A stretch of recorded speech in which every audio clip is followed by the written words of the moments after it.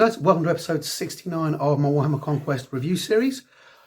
This episode I'll be reviewing issue 69 of the Warhammer Conquest series. Obviously the 60th of the issues. Let's get into that. Plastic. Let's check out what we get with this issue. A base, obviously the most important part of this sexy issue. And a pretty nice looking Plague Marine champion.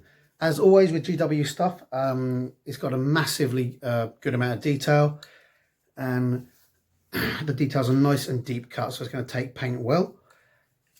You've got an adorable little Nurgling there, and then another adorable little Nurgling just there.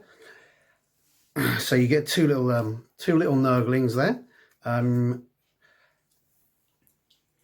Guy comes equipped with a power fist, as you can see, and on the back of his pack is an old pattern bolter. I couldn't tell you exactly what pattern it is, but it does look pretty worn, and it's got a fly symbol on it. Now this is a Plague Marine champion rather than a Death Guard champion, because not all Plague Marines are Death Guard and vice versa. But I don't think anyone would argue if you use it as a Death Guard champion.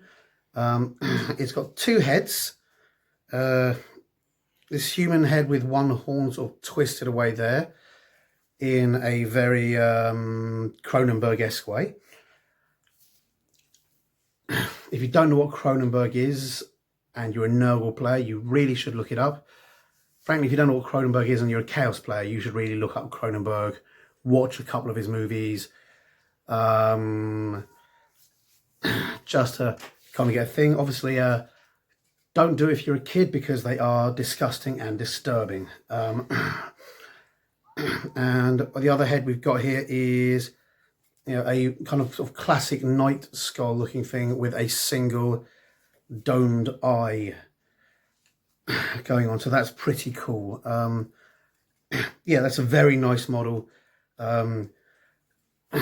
which comes to $17.50 on the GW site, meaning again you're making about it's $7.99, so yeah, $9.50, $9.40, $9.51, whatever.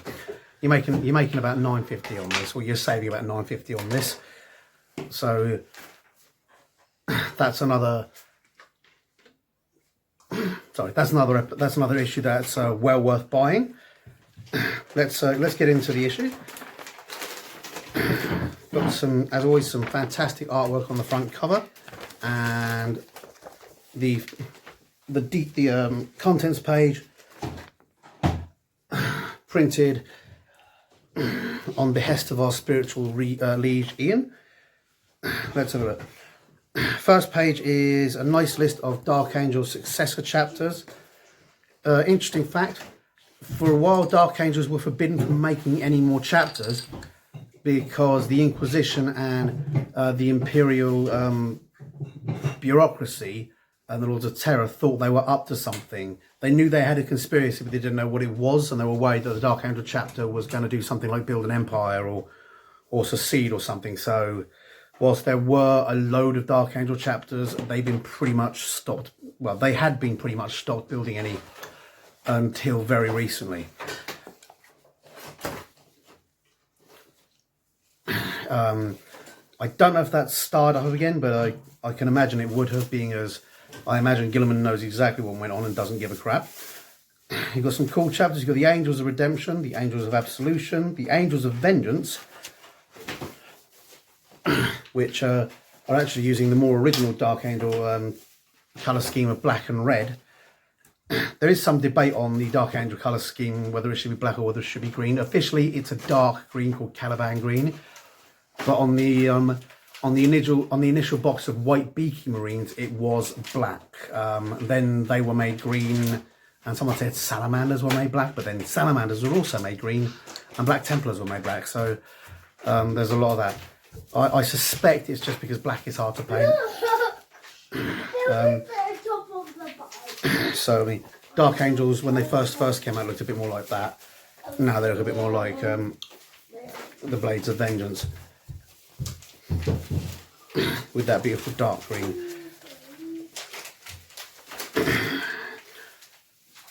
Got another one there, the Consecrators, using green, black, and you've got the Disciples of Caliban, the Angels of Defiance, and the Guardians of the Covenant. They're all pretty cool, and they're all pretty awesome. These ones are pretty plain looking, but a couple of them have long robes, which kind of goes with the Dark Angels feel of being a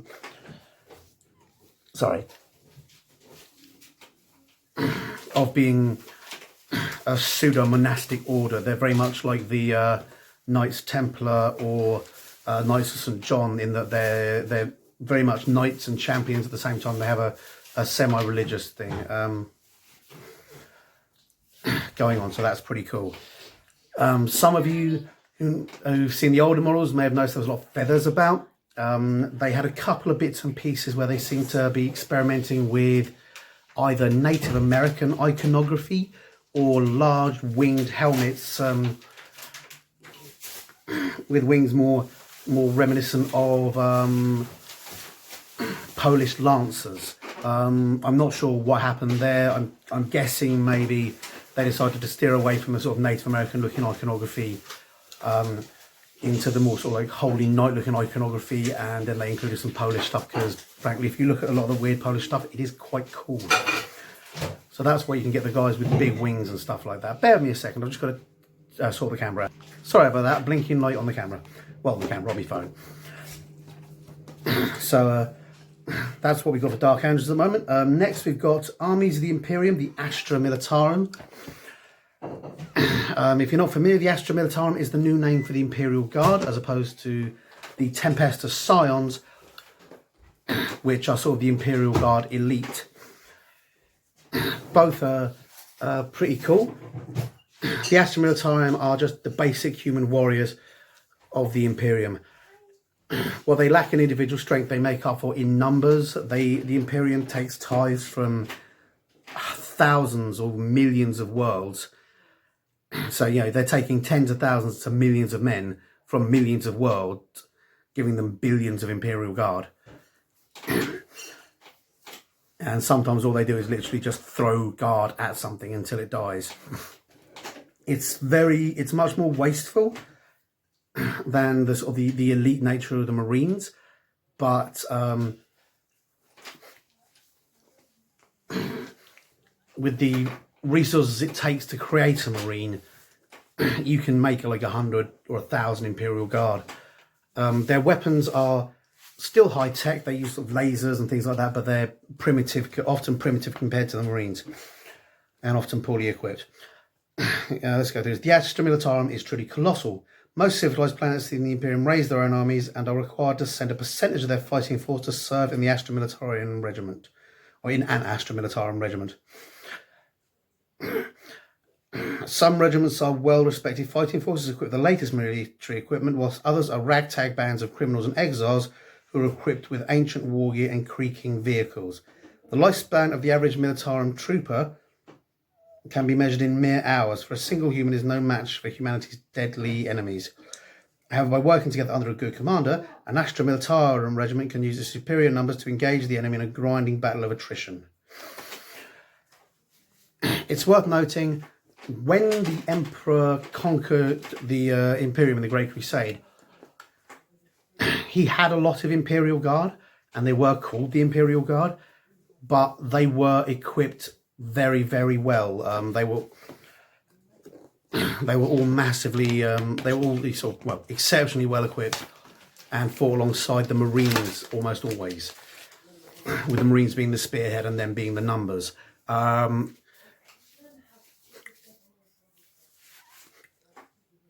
There were a lot of guard-only action. I say almost always, a lot of the time, but there were a lot of guard-only action. But they were, often on less important planets. The Marines, because they were Legion, were used heavily, and often the Marines would be the head of the fleet, and then they might send the Imperial Guard to hold worlds or to conquer worlds, and they'd usually send a couple of Marines with them.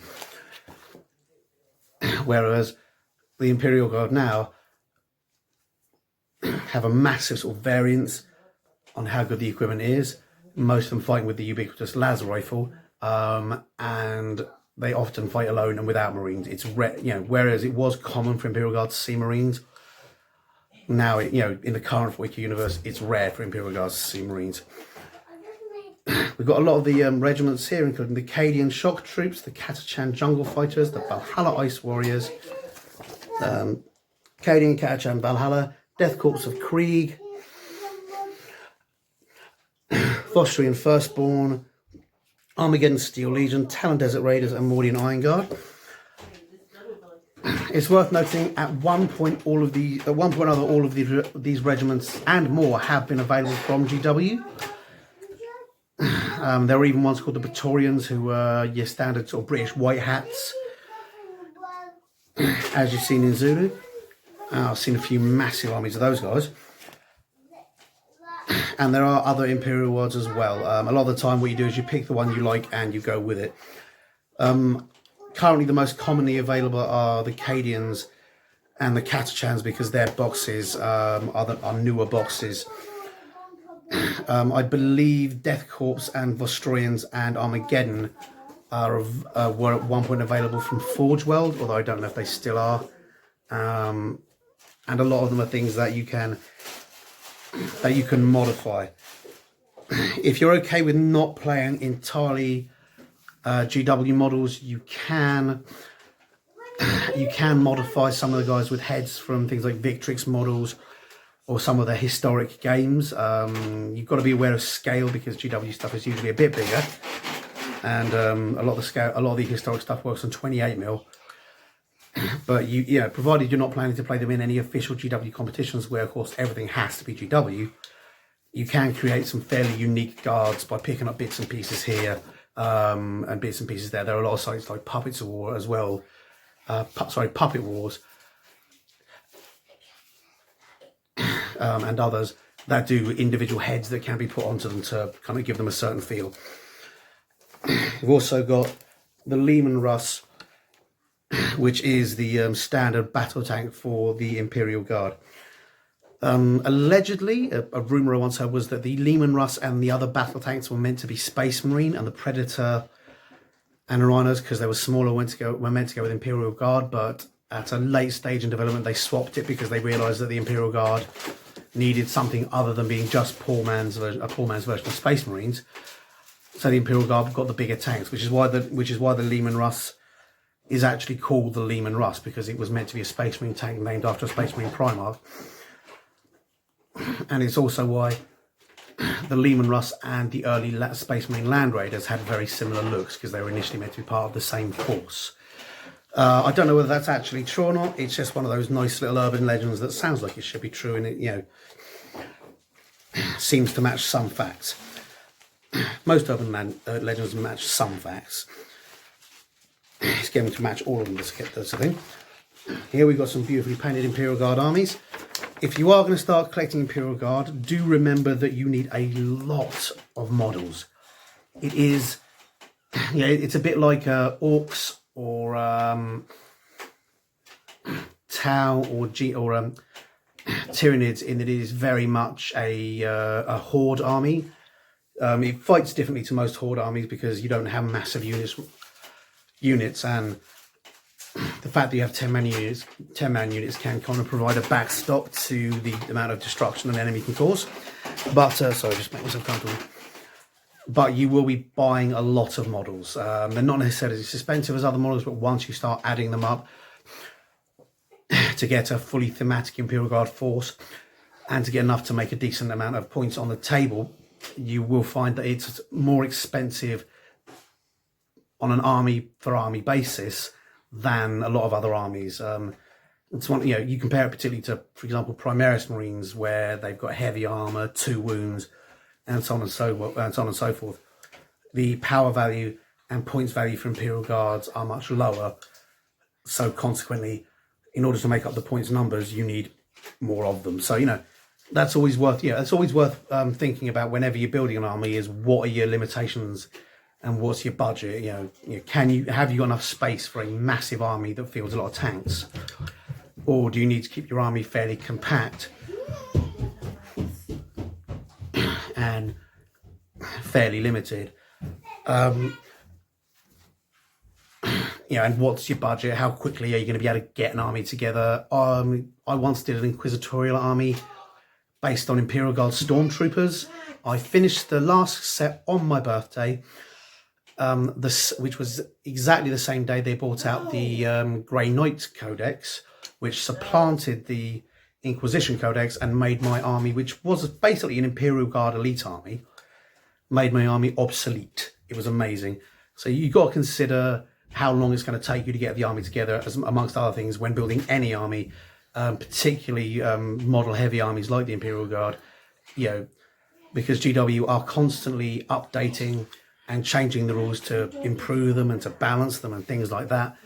And if you've spotted a sort of like an army that you think would work well and it's a lot of money, you can find that by the time you built it, the rules that you were relying on to make it run have been edited or nerfed or even made more powerful. You never know. In GW's sort of continuous effort to keep the game exciting, balanced and profitable, let's be fair. So you really need to consider that before collecting anything. And the more expensive / longer it takes you to collect, the more you want to really be sure you'll get the payoff of the enjoyment at the end of it. That being said, Imperial Guard are a lot of fun to play, and if you're just collecting an Imperial Guard army because you like the thematic feel of it and you've got the money to do it, do it. They're a brilliant army. I had an elite army of Inquisitional stormtroopers based on Imperial Guard stormtroopers that I used, and that was great. And I had a Kachan jungle fighting army back before the plastic figures, and that was fantastic. Although I chose to switch to Space Marines because at the same time as we had the plastic figures, they doubled the size of the army, and I had enough of painting Imperial Guard. That is the other thing about Imperial Guard, and again about any army where you've got a lot of models, it does take a lot of time to paint. So get used to a sea of grey plastic for a while. Next, we've got the Indominus Crusade with the beautiful Roboute Guilliman with his giant Roboute. This basically covers his return. The Indominus Crusade is the greatest military offensive by the Imperial mankind in over 10,000 years. It is a counterattack that has been launched across hundreds of war fronts, intended to drive back anarchy and restore order to the galaxy at the point of a sword.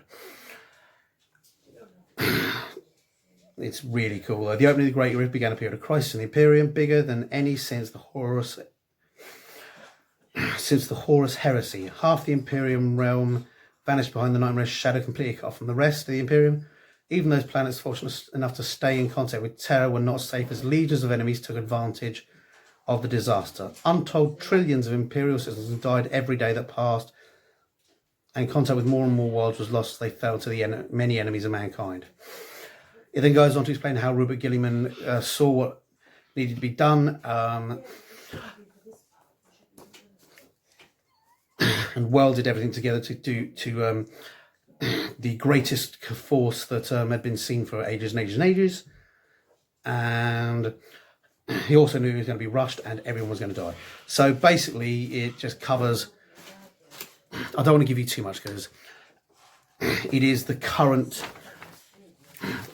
stage where we are, but you've got sort of 2 pages, you've got page 1 and then sort of page 2. So you've got sort of 2 pages worth, although when you put it together, probably 1 page's worth of details explaining what exactly was going on.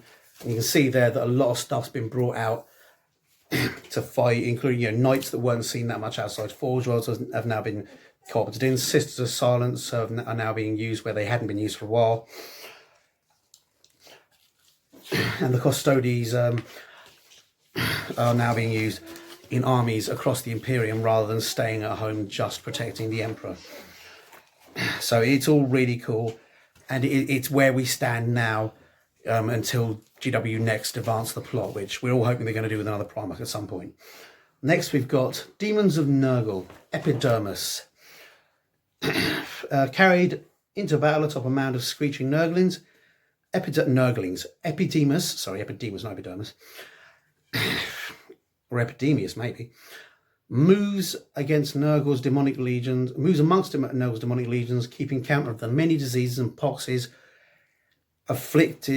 and afflictions released into the galaxy by his master's hand. It is a never-ending task for Nurgle's legion to spread new diseases. It goes on to say that Epidermis is one of Nurgle's most trusted servants, and he's the chosen tallyman.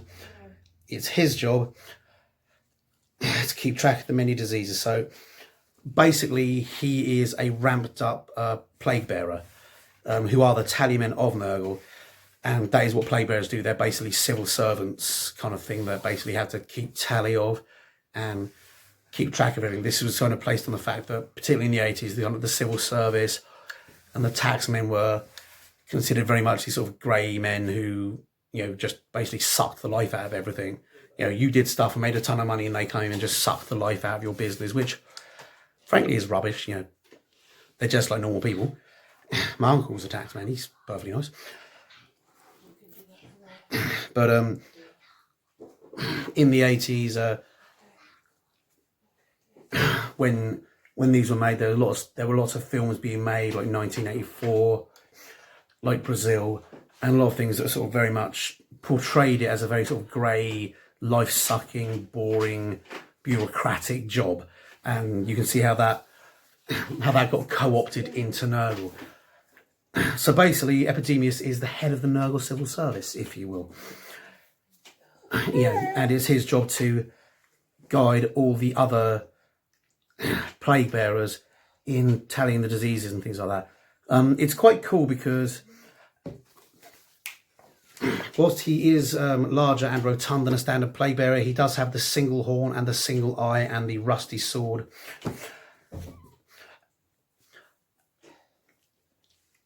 You'd expect from a plague bearer, so it's quite clear that he is a plague bearer champion, or a unique character plague bearer, rather than being a greater demon. And it's the interesting stuff like that that really makes a lot of this stuff, a lot of these games better.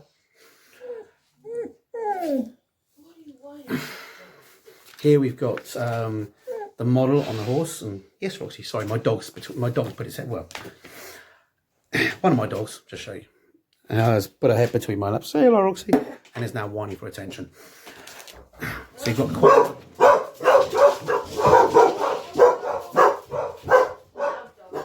my quiet house. We've got quite a lot of lore there and some nice stuff there. Next, we've got the Legacy of Secrecy. With the opening of the Great Rift, sightings of the Fallen became ever more common. Thankfully, Dark Angels received reinforcements in the shape of Primaris Marines. This is another sort of chronological history, similar to the ones we've seen already, so that'll fit nicely in.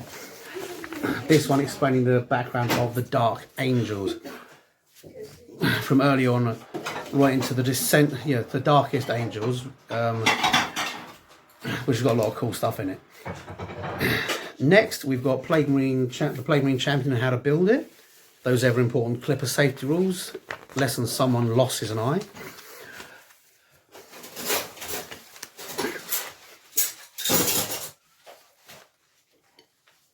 Sorry guys, it's been a stressful day, a bit twitchy. Now, and then we've also got the painting guide there. There's a lot of different colours on this guy. He's going to be quite a nice, bright looking guy.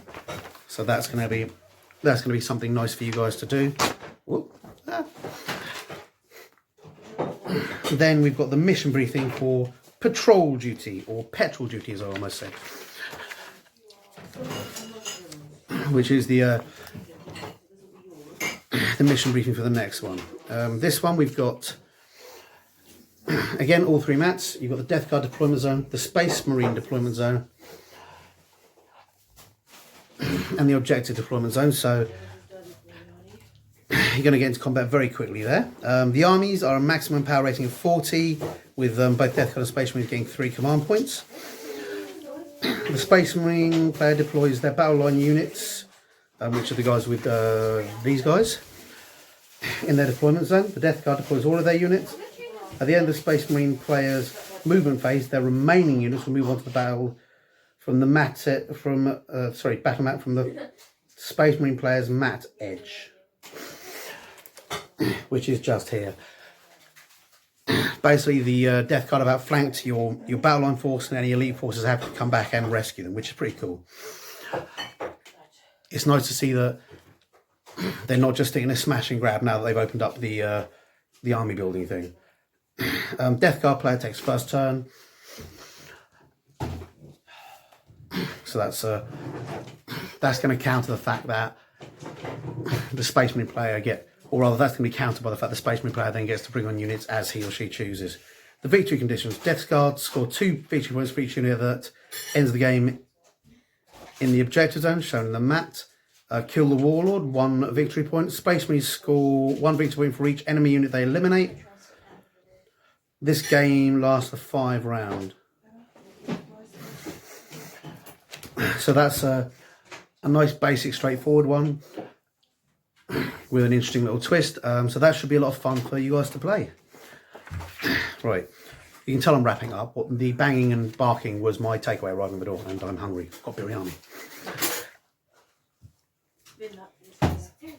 Next week we'll be getting some paints with Cadian Fleshton and White Scar, and the magazine will be covering the hierarchy of the Imperium and using Battleforged armies, which is interesting.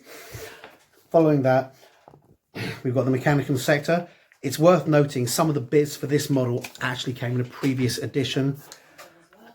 If you got the Adeptus Mechanicus little tractor things, you'll add some spare bits that you didn't know what to do with. Those are part of this. They didn't say it in the thing, but I kind of think they should have. I hope you didn't throw them away. In that magazine, they're going to be covering Sector Mechanicus Crane, discover the Drukhari, who are the Dark Eldar, and create your own detachments, which is actually a very interesting, important part of it. So that's pretty cool.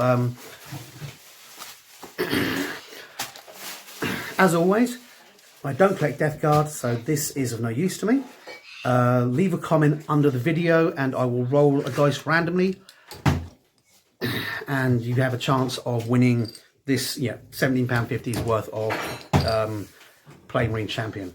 Right, hope you guys, shush Max, hope you guys enjoyed that, and I will see you next week, and Merry Christmas for tomorrow because this is Christmas Eve. Bye bye. Hi guys, hope you enjoyed that video, and if you did, remember to like and subscribe to my channel. I'm also on Facebook and Twitter. Not sure why, but I am. So if you like it, see me there, and please tell your friends. Thanks very much. Bye.